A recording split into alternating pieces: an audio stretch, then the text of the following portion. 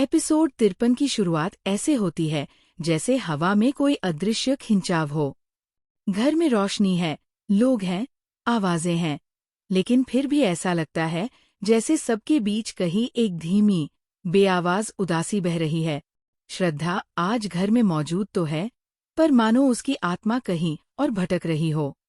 वह काम कर रही है, लोगों को देख रही है, जवाब दे रही है, लेकिन उसके चेहरे के पीछे कोई अनकहा डर छिपा हुआ है। अविनाश को ये सब दिखता जरूर है, लेकिन वो समझ नहीं पाता कि श्रद्धा के मन में कौन सी बात गहराई में जाकर टीस बनकर बैठ गई है। पिछले कुछ एपिसोड्स की सारी बातें, गलतफहमियां, अधूरी कहानियां, आधे जवाब, सब मिलकर श्रद्धा के भीतर एक बड़ा सवाल पैदा कर चुके हैं। मैं कहाँ खड़ी हूँ उसके जीवन में?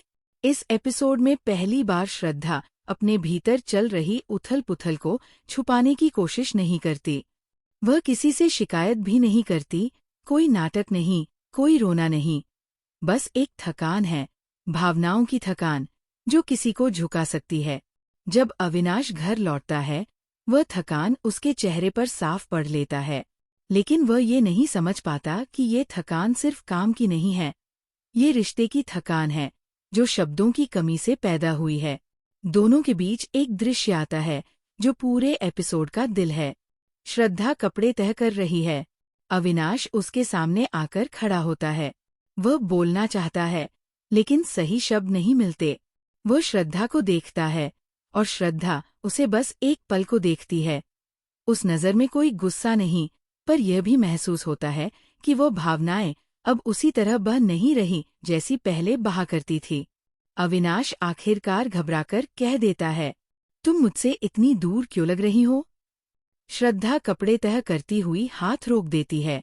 वो ऊपर देखती भी नहीं, बस धीमी आवाज में कहती है, क्योंकि जो बातें मुझे तुम्हारे सबसे करीब लाती थीं, वही बातें अब तुम मुझसे छुपा रहे हो। ये वाक्य अविनाश पर बिजली की तरह गिरता है। उसे एहसास होता है कि वह जितना सोच रहा था कि वह बचाने की कोशिश कर रहा है, उतना ही वो श्रद्धा को दूर धकेल रहा था। श्रद्धा उसकी तरफ देखती है, एकदम सीधी, बिना किसी आरोप के।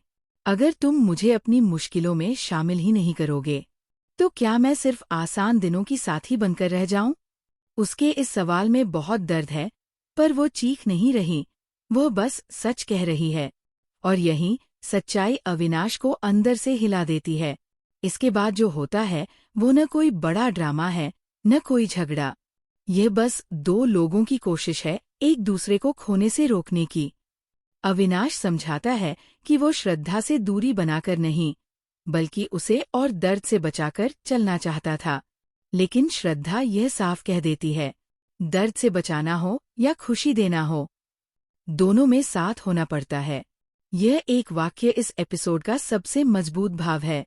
ये सिर्फ संवाद नहीं, बल्कि उनके रिश्ते का नया मोड़ है। सांस ढलते ढलते माहौल नरम पड़ जाता है। श्रद्धा अपने मन की बात कहकर हल्की हो जाती है, और अविनाश उसके भीतर की चोट को समझकर। दोनों के बीच आज कोई समाधान नहीं निकलता, लेकिन एक दिशा जरूर मिल जाती है कि रिश्ते आगे तभी बढ़ेंगे जब दोनों समान रूप से अपनी भावनाएं सामने रखेंगे। रात के आखिरी दृश्य में श्रद्धा बालकनी में खड़ी है, हवा चल रही है, और उसके चेहरे पर एक अजीब सी संतुलित शांति है। न पूरी खुशी, न दुख, बस एक उम्मीद कि शायद कल बेहतर होगा। अविनाश दूर से उसे देखता है, पर इस बार आगे बढ़ने से पहले वह रुकता नहीं। वह उसके पास आता है और एकदम धीरे से कहता है, मैंने तुम्हें सुना है, अब मुझे खुद को बदलना पड़ेगा। श्रद्धा उसकी बात बिना मुस्कुराए, बिना पलटे बस स्वीकार कर लेती है। और यही स्वीकार किया हुआ मौन इस पूरे एपिसोड का सबसे खूबसूरत भाव बन जाता है।